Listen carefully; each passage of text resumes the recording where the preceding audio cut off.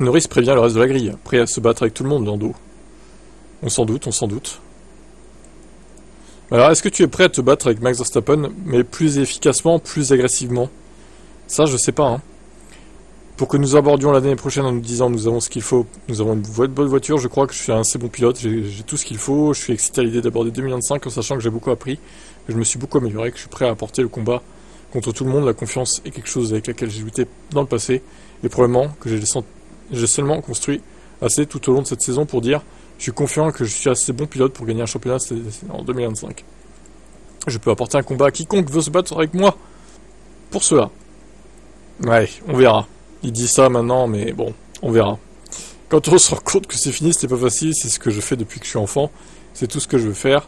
Alors dès que ce genre de bougie disparaît et que c'est fini, ça fait mal.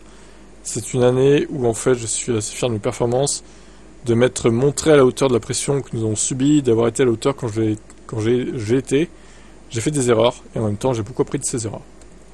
Très bien Lando. Ben, tout ce que je souhaite c'est qu'il soit un pilote plus complet, qu'il arrive à se battre plus agressivement contre Max Verstappen, qu'il a bien bousculé en 2024 quand même. Donc Lando, n'aie pas peur de te battre contre lui corps à corps. Surtout que là, vous repartez à 0 au niveau points. Là, il n'y a pas d'excuse, là. C'est bon, il faut y aller, il faut charbonner, quoi. N'hésite pas à y aller, quoi. Hein. Le laisse pas faire, là. Impose-toi sur la piste un peu, Lando. Contre lui, au moins. Allez, ciao. Magnussen n'a pas forcément dit adieu à la Formule 1. Il va encore conduire dans le simulateur, notamment. Et il sera pilote de réserve sur certaines courses où il n'a pas de course de wake, au final. Kevin Magnussen s'est dit ouvert au maintien d'un lien avec la Formule 1, mais il a écarté l'idée de servir de pilote de réserve. Au lieu de cela, il restera engagé avec Haas à un titre différent. Ouais alors, bon. En vrai, si on lui propose « Ah, Bierman est malade, Ocon est malade, tu prends la place, Kevin ?»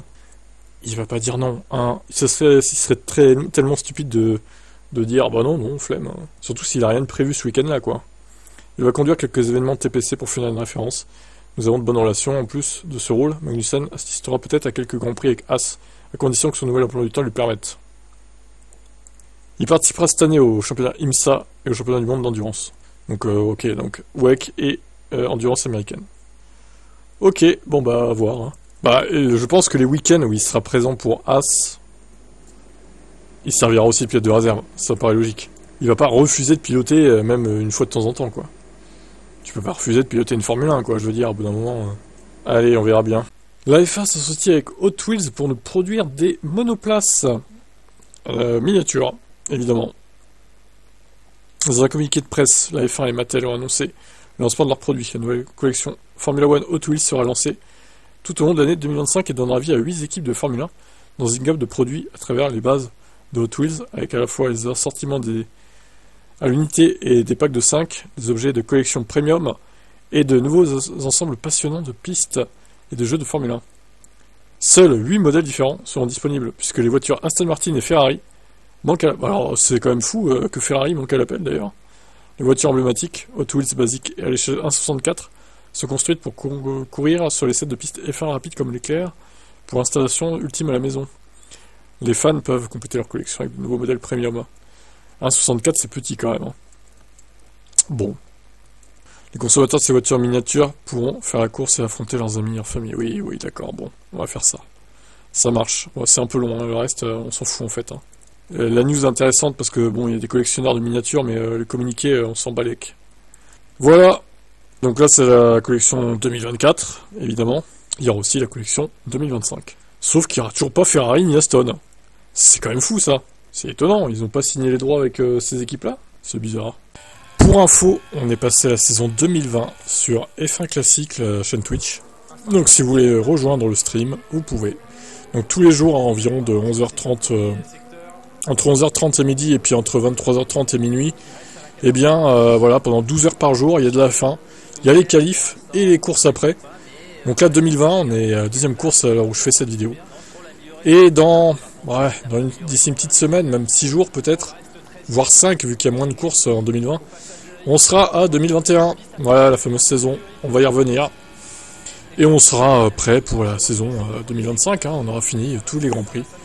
Je vous mets le lien en description si ça vous intéresse. A tout de suite sur le Twitch. Norris envoie un enfant au lit pour avoir préféré Verstappen sur le livestream. Voilà, le titre est bizarre. Alors, pendant le livestream, on a demandé à un enfant Quel était le pilote de F1 le plus rapide? Max Verstappen, a répondu le jeune enfant. Norris a semblé offensé et a répondu sur le ton de la plaisanterie. Éloignez-le de ce micro, maintenant. C'est l'heure d'aller au lit. Tu es censé être au lit maintenant, petit enfant. C'est de la mauvaise éducation. La FIA est très offensée par ton langage, Lando. Who's the fastest F1 driver, David? Kto najbardziej F1 шофер? Sebastian Vettel. Max Verstappen. What did he just say? What did he just say?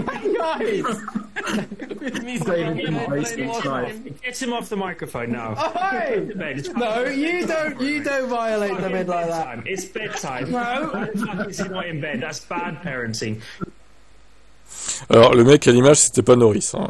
Pour le coup, voilà, vous avez compris. Mais on l'entend en fond, oui, effectivement, parler. En même temps, il demande à un enfant, voilà, il connaît pas tout non plus, l'enfant. Hein. Il retient le dernier vainqueur du championnat du monde de F1, quoi.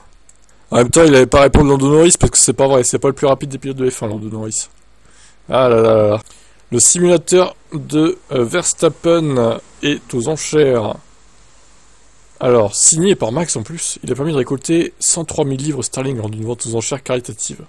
Ça fait 122 000 euros. Waouh. Donc ça ira à l'association caritative Wings for Life. Le gagnant d'enchères recevra non seulement un objet unique signé par le cours de champion du monde, mais il aura également l'occasion de participer à une visite spéciale du Red Bull Technology Campus à Milton Keynes pour découvrir les coulisses de l'équipe. Nous sommes partenaires d'Oracle et Red Bull Racing depuis plusieurs années. Nous avons eu le plaisir de travailler avec Wings for Life à de nombreuses reprises. Nous sommes ravis d'avoir récolté une somme aussi importante pour l'association. Une réussite phénoménale qui aidera certainement tout le travail qu'ils font. Bon après voilà, ils sont tous contents de réunir une telle somme. En même temps, c'est vrai que c'est énorme. Donc voilà, bah, c'est bien que ça ait une association pour le coup. On va reconnaître que ce qui est positif chez Red Bull aussi, hein, ils font pas que du négatif, heureusement. Voilà. Bon bah le mec il va se faire plaisir dans ce simulateur là. Il va se croire vraiment dans la voiture quoi. Allez bye. Alors Verstappen donne une interview concernant la réalité virtuelle. Alors voyons. Alors au final, bon il y a eu le crash là l'autre jour. De Max, il a fini 3ème parce que le premier était DQ, puisqu'il a fait Alt F4 avant que sa voiture tape le mur, le pilote Ferrari là. Donc ils ont dit, bon bah t'es DQ quoi, t'as triché en fait. Puisque quand tu fais Alt F4, le jeu est quitté et la voiture n'a pas eu le temps de taper le mur, donc pas de dégâts. Tu reviens au stand mais t'as pas 15 minutes de réparation quoi. Bref, c'était la petite parenthèse. Alors j'ai essayé la réalité virtuelle, mais ça fait quelques années maintenant, et la technologie s'est déjà améliorée. Mais pour les courses de sim racing à l'époque, j'en avais quand même un peu marre. Mais juste en conduisant, parce que tu n'as pas la conscience spatiale, mais bon, c'était il y a 3-4 ans, la technologie s'est beaucoup améliorée depuis. Certains de mes amis ont beaucoup essayé, ça avance bien. Je pense qu'il faut encore un peu plus de temps pour vraiment en tirer le meilleur parti. Mais c'est quelque chose de très intéressant pour l'avenir. Ouais, donc en gros, voilà, il a pas essayé récemment. Moi, j'ai jamais essayé la réalité virtuelle avec le truc sur les yeux, là, sur les jeux de voiture. Je sais pas ce que ça donne, en vrai. Je sais pas si je m'habituerai ou pas, quoi. Et vous avez déjà essayé, vous, ou pas? Allez, bye.